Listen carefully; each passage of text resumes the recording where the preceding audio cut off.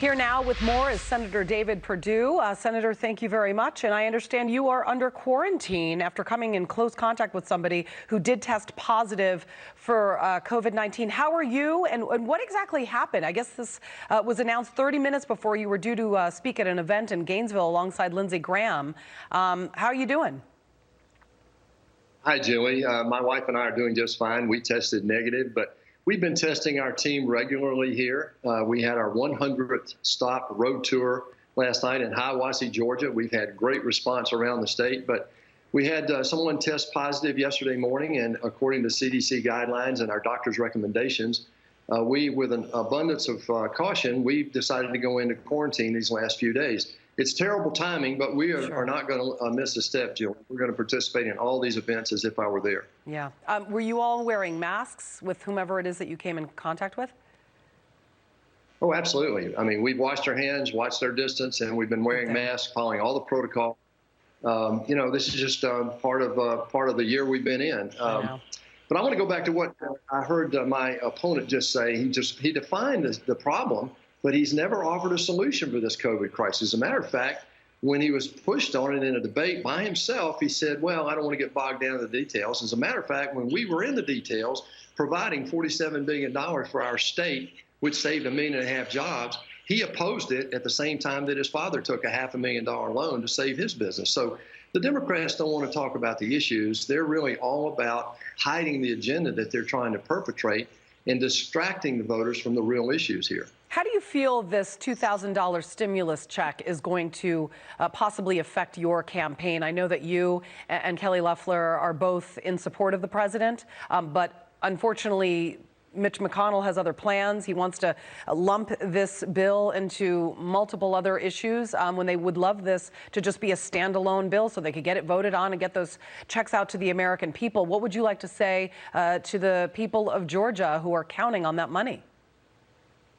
Well, first of all, this should have been done back in September. Those of us who fought for those and put those bills up knew we needed help back then when the first round of CARES ran out. Some $15 billion in the PPP program came to Georgia, and as I said, saved 1.5 million jobs here. We knew that in the fall we would need more help and try to get it. The Democrats had blocked it several times going into the presidential election. They didn't want to give President Trump a win. Now, we've been pushing in the last 2 months. We finally got a compromise. Certainly, we need more help than the 600. The 2,000, I fully support. The president's right. I support him in the Section 230. This is a big tech rein in. And then I also support the president in his requirement or request to get some sort of federal review of what happened in the November elections. Right.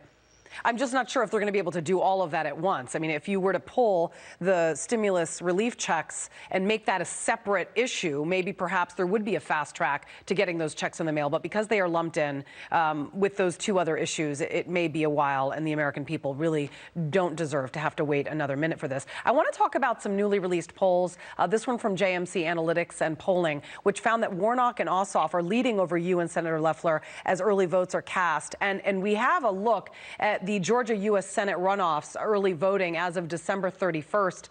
In total, the mail-in ballots were almost 900,000. Total in-person early voting, almost 2 million, and total voted at 2.8 million. First of all, the whole mail-in vote thing was a nightmare during the election, which is why the president has been contesting a lot of those votes. But there have been poll watchers, as you know, double the normal amount. They've got some 8,000 poll watchers in the state of Georgia. Do you believe that this will be a fair election? Well, certainly it's going to be a tight election. As an outsider, I've never believed in these polls.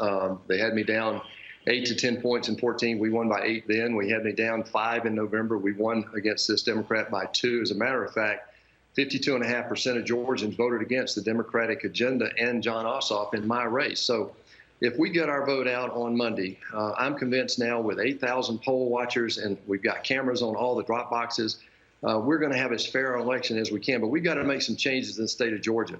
We have a double standard. If you vote in person, like most Republicans do, you have to have a photo ID. But with an absentee ballot that's mailed in, there are a lot of ways to get around that. And quite frankly, there's some questions that have not been answered. Some people talk about voter suppression in Georgia. This idea that we have a double standard where it's a signature verification, and there have been vagaries around that, Julie, suppresses the vote of people who are trying to do it the right way. So we're going to get to the bottom of this, but in terms of January, I'm convinced that we have plugged a lot of the holes that might have been there in November. You've got a lot of big names coming out in your support headed to Georgia before Tuesday's election. The president came back from Mar-a-Lago yesterday. He plans on going to Georgia on Monday, a day ahead of the event. But you've got Pence, you've got the president, Nikki Haley, Lindsey Graham, Donald Trump Jr., Ivanka Trump, Senator Ted Cruz, Texas GOP chairman Alan West, and Congressman Dan Crenshaw siding for the Republicans. On the Democratic side, Joe Biden, president-elect, Kamala Harris and Stacey Abrams will all be headed to Georgia.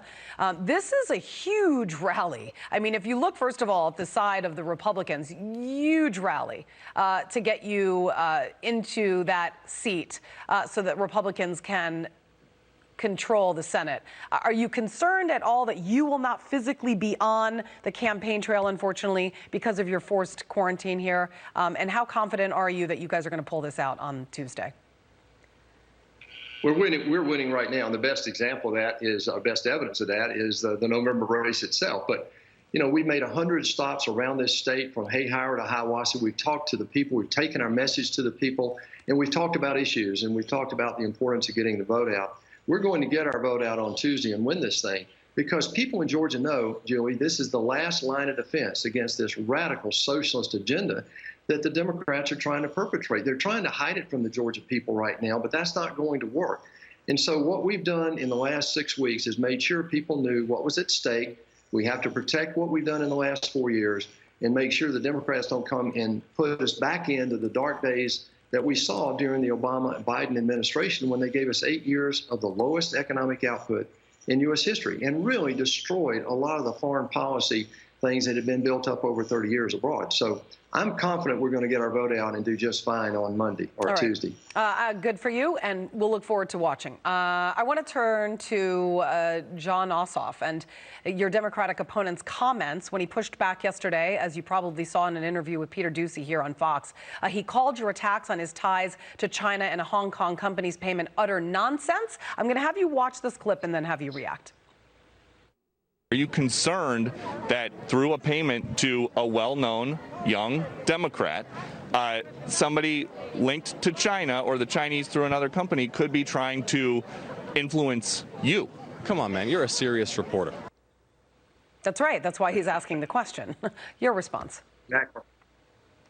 Well, he is a serious reporter. That's why this question needs to be asked, but it's not asked by any of the liberal media that's out there. It's amazing to me that you can have the Eric Swalwell crisis, the Hunter Biden crisis, and ignore the Jon Ossoff crisis. This is clearly a pattern of activity from the Chinese Communist Party. They identified Jon Ossoff after his 2017 attempt to run for the U.S. House and lost.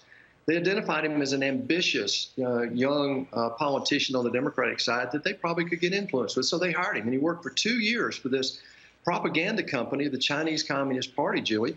And he hid it from the people of Georgia during his primary. He might not have won that primary had he fully disclosed that.